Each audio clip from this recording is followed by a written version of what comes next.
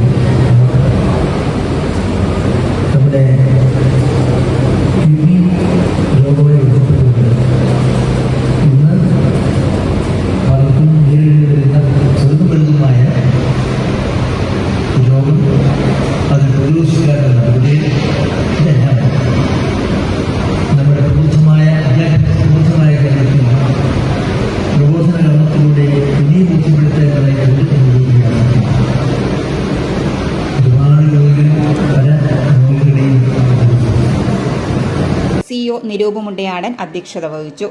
World kidney ഡേയോടനുബന്ധിച്ച് നടക്കുന്ന വ്യത്യസ്ത പരിപാടികളിൽ ഒന്നാണ് ഇവിടെ നടക്കാൻ അല്ലെങ്കിൽ ഉദ്ഘാടനം ചെയ്യപ്പെടാൻ പോകുന്നത്. മാർച്ച് 13 വേൾഡ് കിഡ്നി ഡേയായി ആചരിക്കാൻ തന്നെ കാരണം ഒരു ഓർമ്മപ്പെടുത്തൽ കൂടി ഉണ്ടാവണം എന്നുള്ള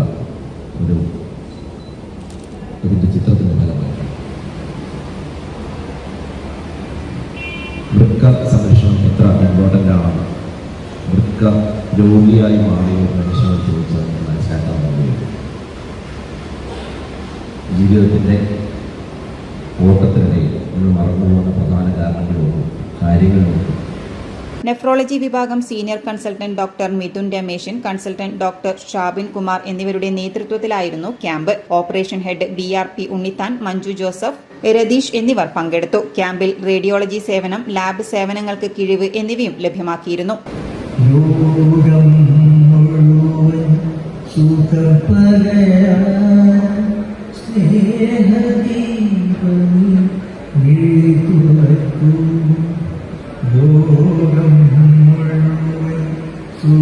പകരാൻ സ്നേഹദീപമേ വിളിതുറക്കൂ, കടലമാരണക്കലിനുറവെ കാത്തിനടുയി